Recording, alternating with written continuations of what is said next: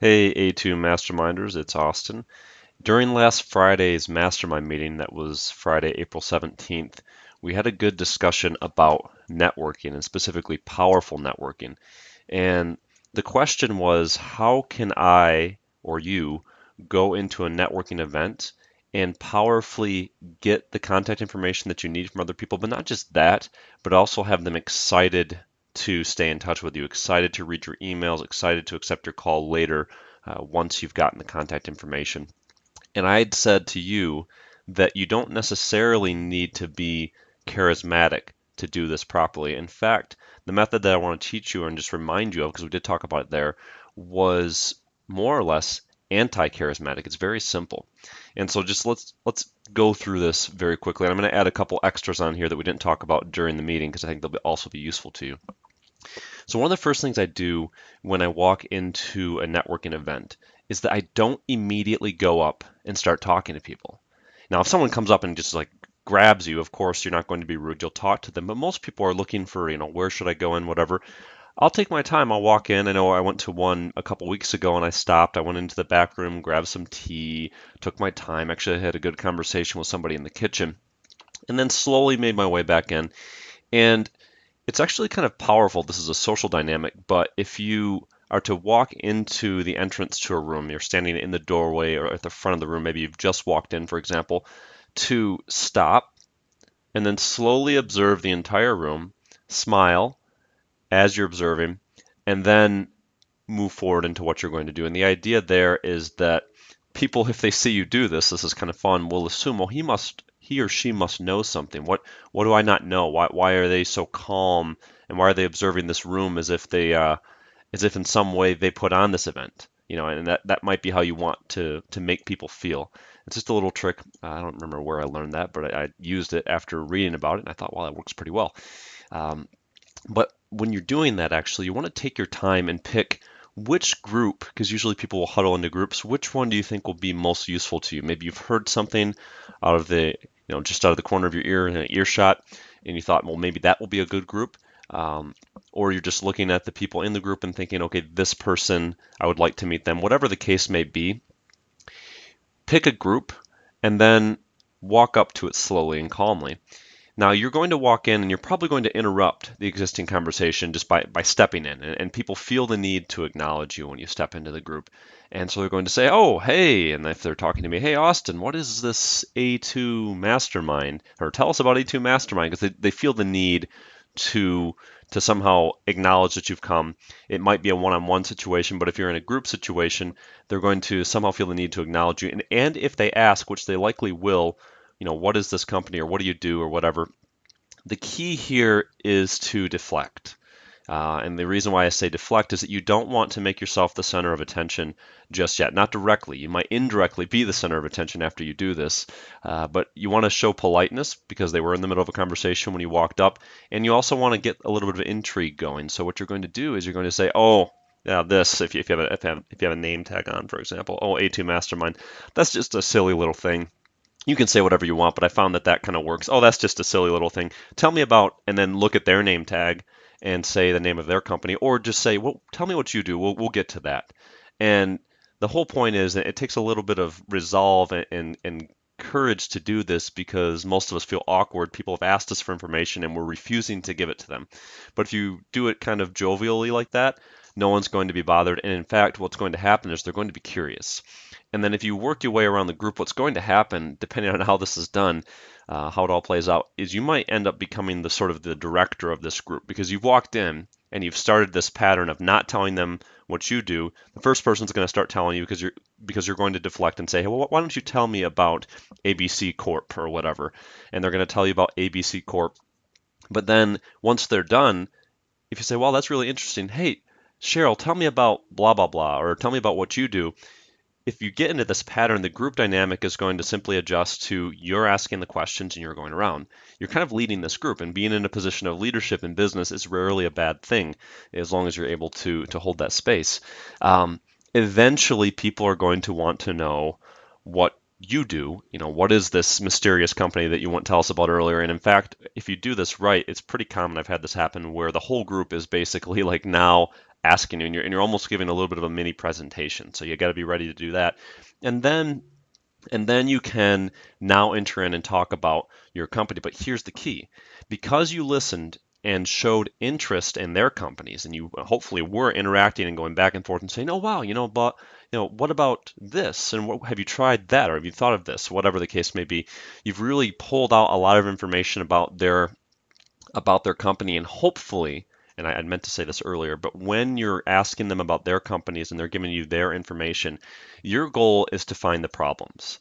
You want to find the pain. In fact, in Sandler's sales training, one of the main things that they talk about is the idea that if there's no pain, there's no sale. And the point is that most conversation, even in a business networking situation, really stays right up here. People aren't going to open up to you and tell you what's really bothering them. And the deeper you go down to even the emotional level, for example, the closer you're getting to really being able to help their problem.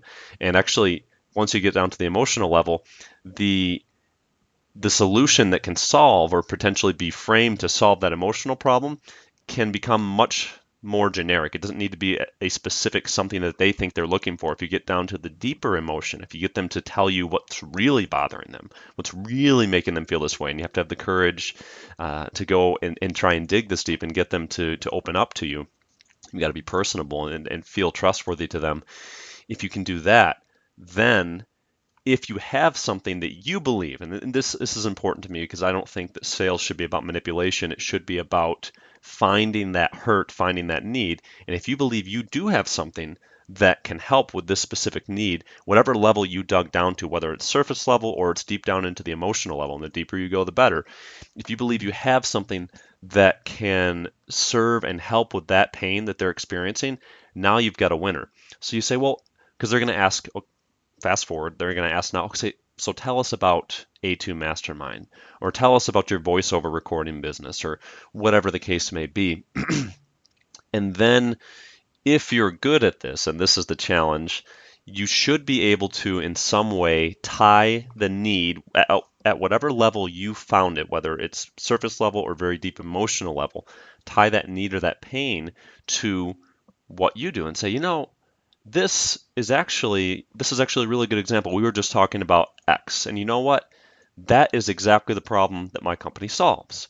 And again, it's easier to do it in flow, coming up with an example on the fly when I'm not talking to somebody is challenging. But when you're in the flow, if you're in good conversation with them, it doesn't even have to make a ton of sense. Like, it hopefully makes sense, and hopefully you do have something that can solve their problem if you're claiming to. But the point is, you can get away with a little bit of looseness here. You're in conversation. This is not like a philosophy debate.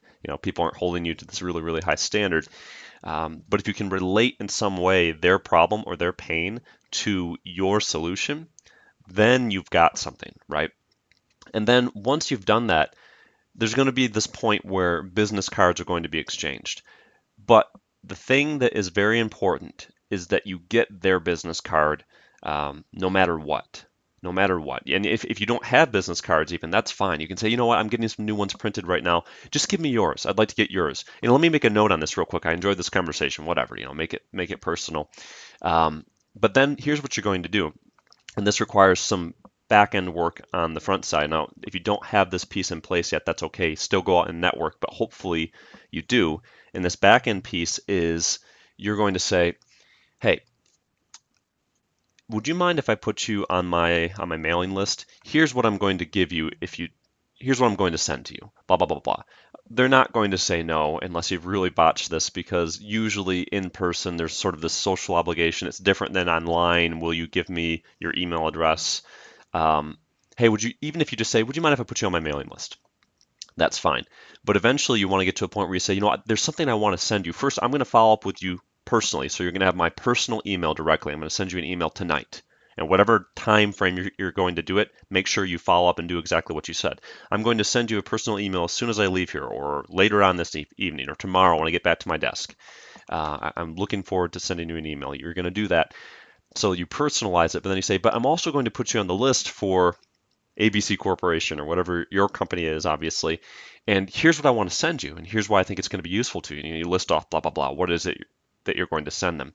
Now, hopefully on the back end, this is the whole point. You've got a system of engagement that you're bringing people into that standardizes the process of meeting you. So everybody who meets you gets your personal email back, once they've gone back to their desk, a day later or whatever, and they're getting dropped into, for example, a mail sequence that's going to go out and deliver, perhaps over the next week or 2 weeks, a sequence of emails that are kind of giving them the story about who you are, the backstory, the legend, if you will. The more legendary it can be, the better. Some character development, getting to know you as a human, kind of the the exciting and exaggerated aspect of what it is to know you, what makes your story interesting. All this is stuff that we can talk about more in the mastermind, but the point is, get their card, put them on your list. Even if I just told you that and nothing else for this whole thing, that would be key. Get their card, put them on your list. It doesn't matter what they do with your card. Truth be told, most of us go to a networking event and we're desperately trying to hand out our cards. Hey, take this card, take this card. Here, take my card. Here's my card. Here's my card. Nobody cares. Nobody cares, unless in that moment they desperately need your service and it just so happens it's a match made in heaven. Fantastic. But usually that's not the case. Take their card, show interest, follow up, and do exactly what you say you're going to do for them. Even if it's just, hey, I'm going to put you on my list, but I'm also going to reach out to you directly with a personal email, then do that. And if you want to work on the back end later, that's fine. Get their card, put them on your list, because as they say in marketing, the money is in the list. And if you're not building your list, then you're not building your business to some extent. So that is the best advice I can give you. Again, it's really about spotlighting them. It's about spotlighting them, making them feel good, and then eventually putting yourself in as a potential solution for one of the problems that maybe they showed to you. And that's the real magic of this process. The one other situation you might find yourself in is just the one-on-one, so you're not walking up to a group, and the situation is really the same thing. You're going to deflect on the front side, get them to tell you about them, and potentially even give you some of their current pain or issues that they're working through, the challenges they're having. And the deeper you can go, the better. And then you're going to talk about you and hopefully how what you do, even if it's just you personally, not just your business, can be helpful to them. People follow up with you and potentially do business with you often for reasons other than just the professional service that you offer. It might just be, I like him, I like her, they make me feel good, and they understand my problem. So it's not rocket science, but it's ultimately about putting the spotlight on them. And what happens when you do this, by the way, is you don't really have to be too nervous in networking because people are presenting themselves to you constantly. And then you're eventually, once they've all presented to you and you've kind of been put into this position of leading a group, for example, then you're coming back and giving them your information as well. That's the trick. It works really, really well. In fact, in the next week and a half, 2 weeks, whatever, I have scheduled multiple follow-up appointments with people that I met using this exact method, and they're going to hear about A2 Mastermind. They're going to potentially be in our little masterminding community because of this whole thing.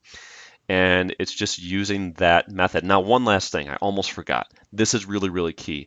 I'm going to admit that I got this from the dating game back in the day when before I'd met my fiance, well, my wife now. Before I'd met my wife, forever ago when I was dating quite a bit actually, I would meet people. Maybe I just met them in a coffee shop or whatever, just bump into them and start talking to them. And the conversation would be going well, and I would get their contact information, but I would always strive to try to get the next appointment, then get the date before I leave. Always strive to get the next engagement before you go, because that's the moment of highest engagement and potential that you have with this person. They just met you. You had a good time talking to you. You made them feel good. You understood their problems. You did more than 95% of people, maybe all the other people in this room. And now's the time to get scheduled with them. And it doesn't need to be just to talk about your services. It's just to because you want to connect. You want to connect. And maybe it's not them that needs your service, but someone they know, right? And so when you meet them and when you get that card for the first time, schedule the next appointment, schedule the next date, if you will. It'll be far more powerful because you're going to waste your time later on if you don't, sending out emails. And you might send out emails to 5 or 10 people that you met previously, and 1 or 2 might respond and say, yeah, let's meet. when if you had the courage and just had the guts to tip over that first domino, so to speak, and schedule the next appointment when you actually meet them, you're going to get probably more than 50% who will say yes, because there's a certain social obligation. They're going to feel rude for not wanting to meet with you, and you had a great conversation. You seem to be very helpful and thoughtful, and a great person to connect with. Why would they not want to meet with you? And that's how you need to be thinking. Thinking about taking action in that moment, because later on, the longer you go from that meeting, the less prominent and powerful that engagement will seem in their eyes. They've got other stuff going on. Believe it or not, they have a life outside of you, and you have to get them when you've got them. Is sort of the idea. And it doesn't need to be again a meeting about your service or your business. It can just be to get together and have coffee. And I enjoyed this conversation. I'd like to continue it. If business comes up during that conversation, of course it will. Then maybe they need the service, or maybe someone they know needs the service, or whatever. But the point is, you've got that higher level of engagement already happening. I've used this method to build really kind of everything from the start. The networking or the lead generation company was one thing, but the first marketing company, which was what got us off the ground originally, this is the exact methodology I used to grow that, and it's what I'm using to grow A2 Mastermind as well. You've got my secrets, so use them. We will see you guys. It's going to be in a few weeks. Oh, well, we'll send out the email. We'll see you in the mastermind. Good luck with everything. I'm really proud of you guys. Everybody's been taking action. It's been cool to watch, and I will see you soon. Have a great weekend. We'll see you.